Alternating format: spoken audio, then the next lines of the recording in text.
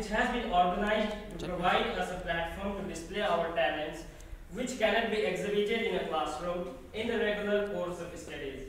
In today's scene work, we are going to perform various acts that we have been practicing and rehearsing for quite some time.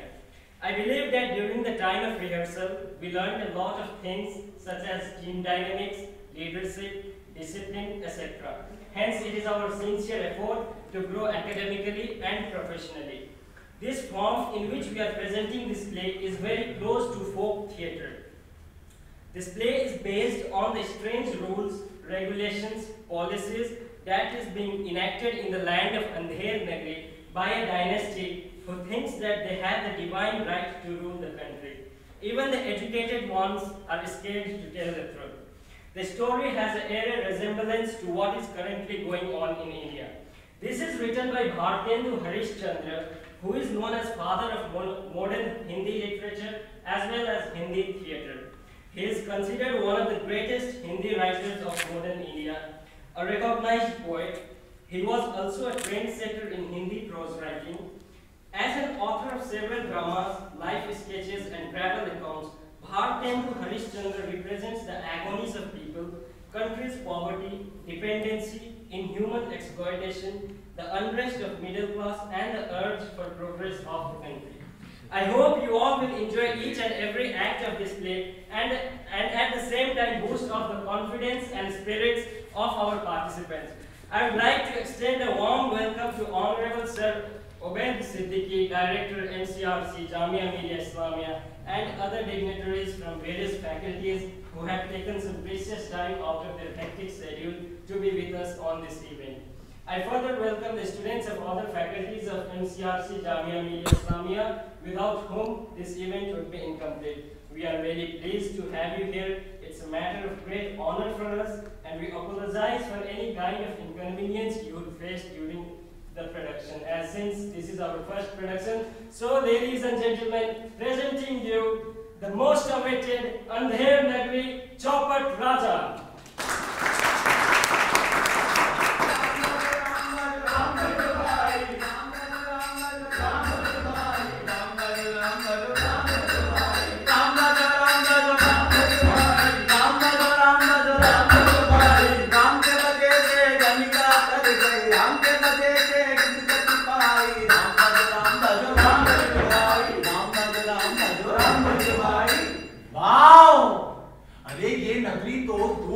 बहुत सुंदर नजर आती है।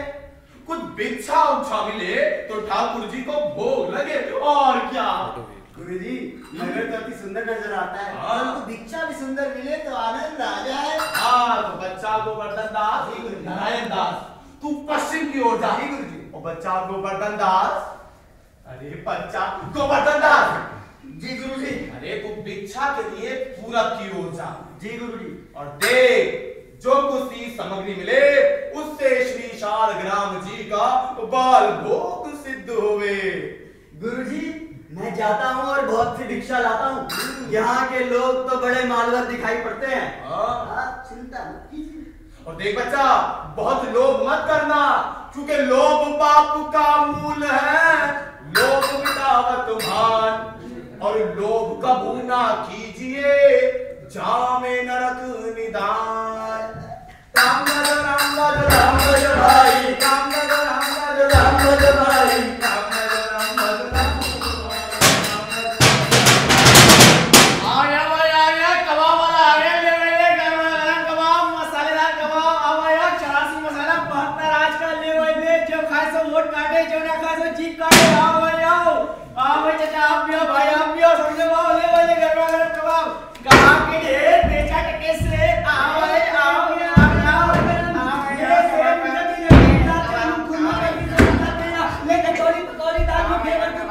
हलवा मोहन को मोहनदार कचौरी कचाका, हलवा में चबाका, घी में कड़क, चीनी में तरातर, चाशनी में चबाचर, ये भूल का लड्डू, जो ना खाए सो पछता, जो ना खाए सो भी पछता, ले रेवड़ी कड़ाका, पापड़ कड़ाका, अरे ऐसी जात हलवाई जिसके 36 कौमें भाई, और जैसे कलकत्ते के कृष्ण मंदिर के भीतर ये, वैसे अंधेर नगरी के सब समान ताजा, खाजा नहीं खाजा, आज हम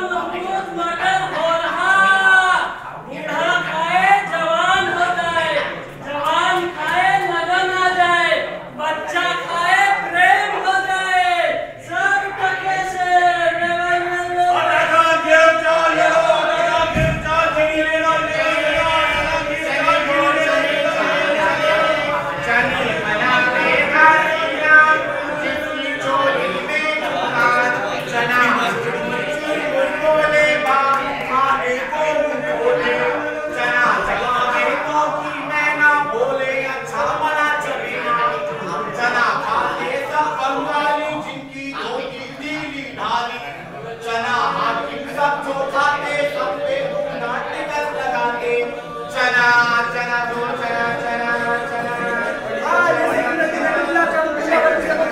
सब टके से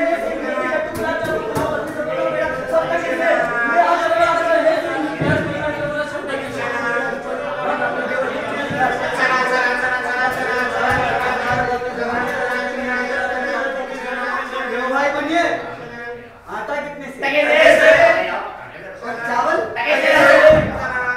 और घी कैसे सब टके से हाँ माना सब टके से क्या झूठ बोलूंगा भाई भाजी ले आओ सब भाजी टके से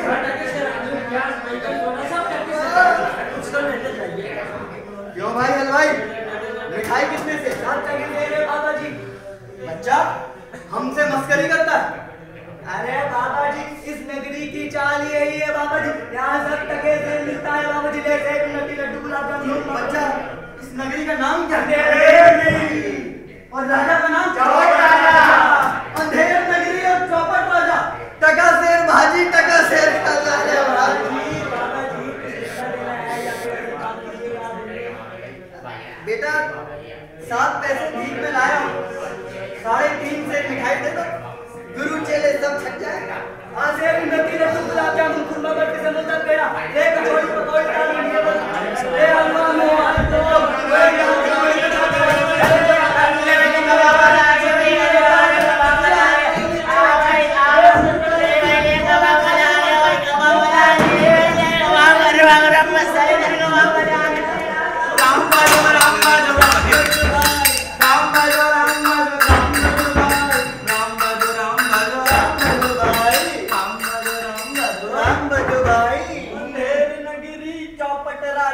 टका शेर भाजी टका शेर खाजा अंधेर में गिरी चौपट राजा। अरे बच्चा तो बर्तनदास जी गुरुजी क्या भिक्षा लाया?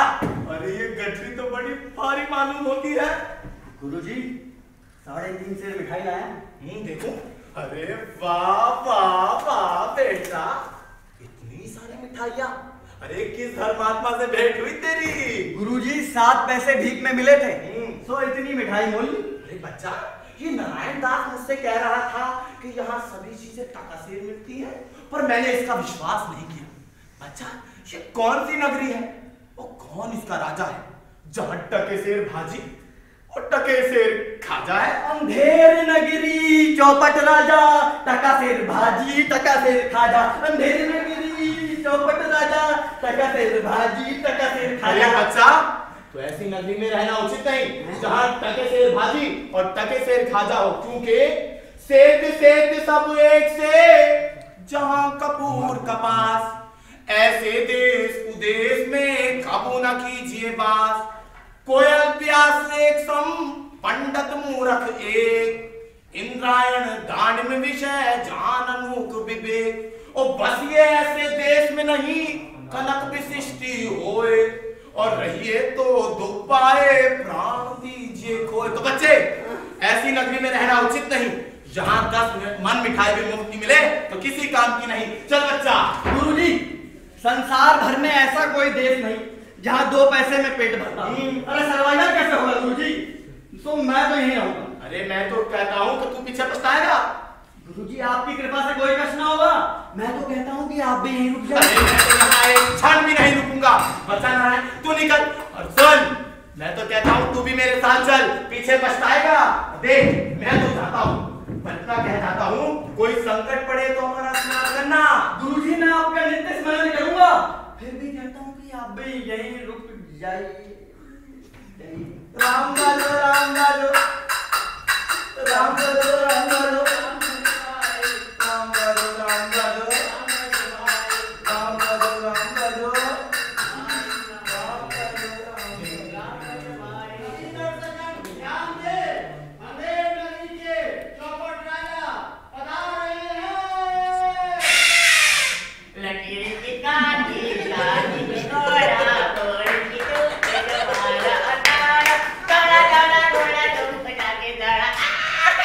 लकीड़ी की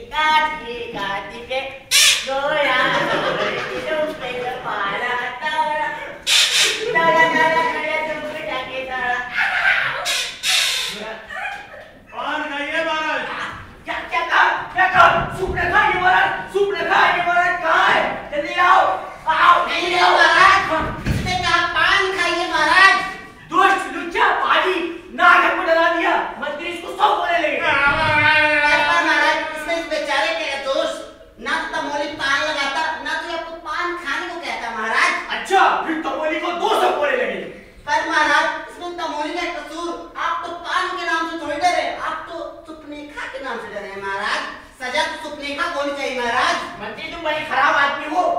हम रानी से कह देंगे कि तुम बेर बेर उनको सौत बुलाना चाहते हो। ना कोई शराब लाओ।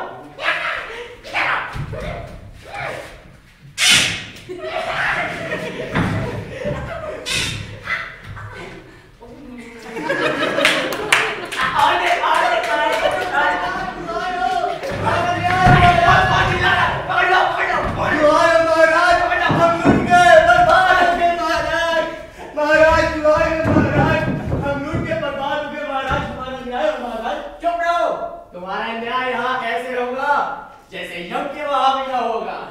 बोलो क्या हुआ? महाराज उल्लू बंदिया की बकरी मेरा मतलब है दीवार मेरी बकरिया के ऊपर गिर गई और मेरी बकरिया मर गई महाराज। दुआएं हो महाराज, हमारा न्याय हो महाराज। कल्लू बने की दीवार को अभी पकड़ लाओ। तब तक महाराज दीवार नहीं लाई जा सकती। अच्छा तो उसका कोई दोस्त भाई आशना होगा, उसे पकड़ लाओ। महाराज दीवार का कोई रिश्तेदार नहीं होता, वो ईंट और टीले भस्ती की बनी होती है महाराज। अच्छा तो कल्लू बनिए को अभी पकड़ लाओ। हमने चुटकुला सुना। हुजूर सुनसान रास्ता, एक जंगल, एक सिपाही बंदूक लेकर जंगल की तरफ जाता है।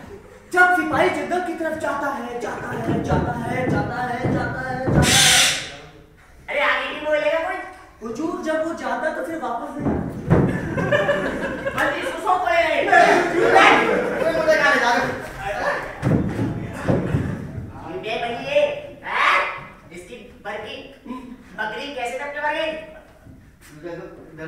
महाराज मेरा कुछ दोष नहीं, वो तो भिष्टी ने चूने में इतना पानी डाल दिया दीवार के ऊपर। झूठ बोलता है, दीवार गिर गई। झूठ बोलता है। अच्छा फिर कल्लू बल्ले को निकालो और भिष्टी को पकड़ के ले आओ। जाओ महाराज। एक कहानी सुना। महाराज एक था राजा, एक थी रानी। महाराज महाराज गौर फरमाइएगा, एक था राजा, एक थी रानी, दोनों मर गए, खत्म कहानी। महाराज उसे फांसी पर सजाओ। क्यों बे भिष्टी? गंगा जमुना की किश्ती क्यों ऐसी बड़ी भेड़ बेची? उसकी बकरी लग गई। महाराज इसमें मेरा कोई कसूर नहीं है।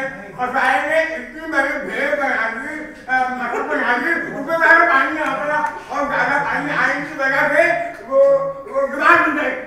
अच्छा मेरे भिष्टी को निकालो और कसाई को पकड़ लाओ। शुक्रिया महाराज, शुक्रिया शुक्रिया।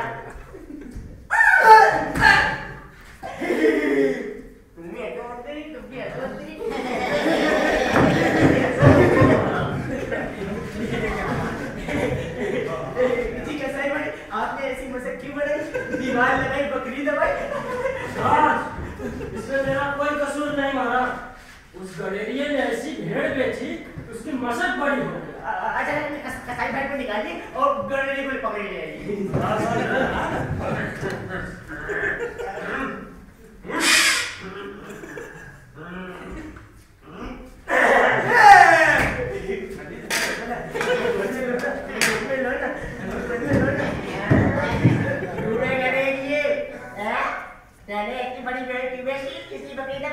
महाराज इसमें मेरा कोई कसूर नहीं है। वो कोतवाल साहब की सवारी आ रही थी, उसे देखने के चक्कर में मैंने छोटी और बड़ी भेड़ का ध्यान ही नहीं किया। इसमें मेरी कोई गलती नहीं है महाराज। अच्छा प्लीज गड़ेरी को निकालो और कोतवाल को सड़क पर अभी पकड़ लाओ। महाराज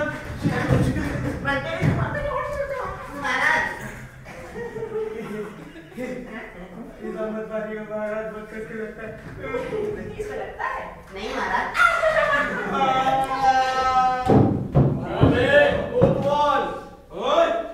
सवारी इतनी धूमधाम से कोई निकाली कि इसने घबरा कर बड़ी भेड़ बेची जिससे इसका पानी अदब गया। हुजूर बकरी बकरी बकरी दब गई। महाराज मैं तो शहर के इंतजाम के वास्ते उधर जाता था महाराज।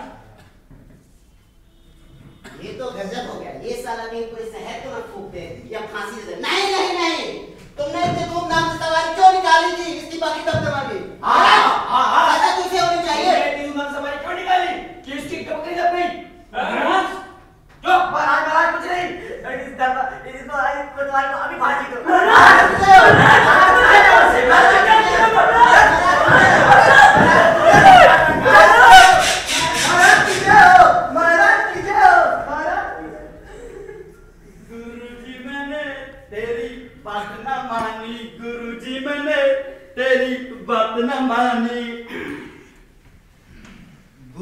ने हमें मना किया था यहाँ, माना कि ये देश बुरा है, पर हमें, हम तो रोज मिठाई खाते हैं और राम भजन गाते हैं।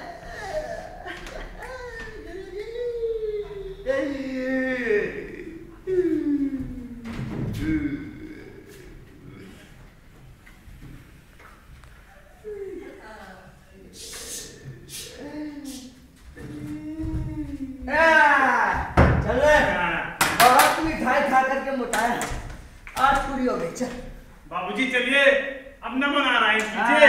अरे ये आफत कहाँ से आ गई? अरे भाई मैंने तुम लोगों का क्या बिगाड़ा है जो मुझे पकड़ते हो? आपने बिगाड़ा है, बनाया है, हमें से क्या मतलब? अब चलिए फांसी चलिए। फांसी? मुझको फांसी? अरे मैंने किसकी जमा पूंजी लूटी जो मुझको फांसी? अरे मैंने किसके प्राण मारे जो मुझको फांसी? आप बड़े मोटे हो, इस वास्ते आपको फांसी होगी। फांसी फकीरों से नहीं की जाती। जब फांसी चढ़ेगा ना, देख चढ़ेगा ना, तब पता चलेगा हंसी है या सच। अब सीधी राह चलता है या घसीट के ले चले बोलो। फिर भी नाक फकीर को क्यों पकड़ते? अरे भगवान को क्या जवाब दोगे? भगवान के क्या जवाब दो? अबे भगवान को जवाब राजा देगा, हमें उससे क्या मतलब? अरे हम तो भी बन गए क्या? फिर भी बात क्या है जो इस नाक फकीर को पकड़ते हो? देखो पहले मूड बना दे तो कागज में खैनी, this is khaini, injurious for health but good for sipahi. हाँ, बात यह है कि कल कोतवाल को फांसी का हुक्म हुआ था।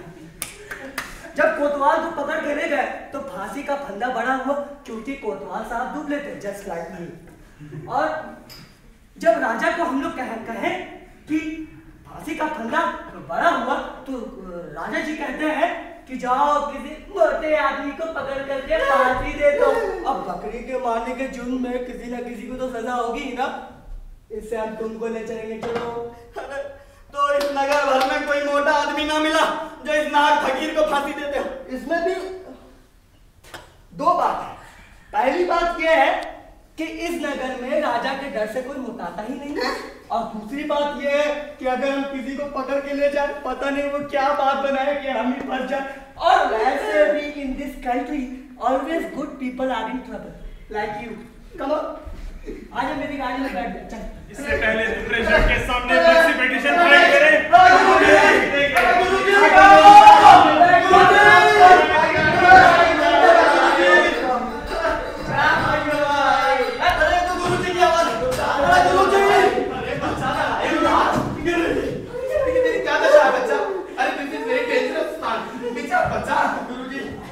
दीवार के नीचे बकरी दब गई तो ये लोग मुझे पकड़ते और फांसी देते। अरे मैंने तो तुझसे पहले ही कहा था कि इस नगरी में रहना ठीक नहीं, बट तेरी बात नहीं मानी। गुरुजी, मैंने आपकी बात ना मानी, उसी का ये फल है। गुरुजी अरे दूर हट बच्चा, बुद्धि होती है, नारायण सब समर्थ है। अच्छा तो सोच लेते सैनिकों, तनिक पीछे हट जाओ, मुझे अपने शिष्य को कुछ अंतिम उपदेश देना है। अरे नहीं हटोगे तो तुम्हारा भला नहीं होगा। सुनो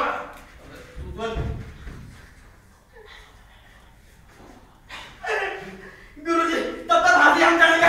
कितना समझाया, फांसी हम चढ़ेंगे। नहीं गुरुजी, फांसी हम चढ़ेंगे, हम सीनियर सिटीजन हैं, पहले हमारा कोटा है बच्चा।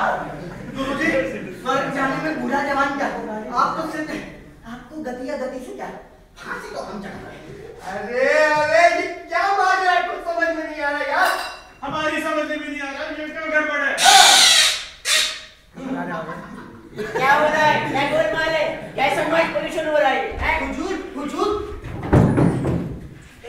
गुरुजी सीनियर सिटीजन का दलील देते हुए कहते हैं कि हम फांसी चढ़ेंगे, और शिष्य कहता है कि हम फांसी चढ़ेंगे। कुछ समझ में नहीं आ रहा हुजूर कि क्या चल रहा है इस देश में। ये क्या गोलमाल है? बाबा जी बोलो। इस वक्त की साइड कुछ ऐसी है कि जो इस समय मरेगा उसका लाइव टेलीकास्ट सीधा बैकुंठ में होगा। बैकुंठ, तब तो मैं फांसी चढ़ूंगा। फांसी मैं चढ़ूंगा, मेरे सबब से दीवार गिरी है महाराज। चुप रहो। राजा के आश्रम बैकुंठ और कौन जा सकता है? फांसी मुझे।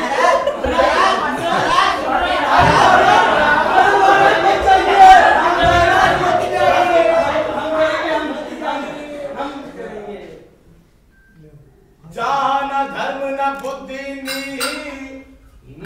न सूजन समाज, तैसे आपहु न से जैसे चौपट राज। तो राम भजो भाई,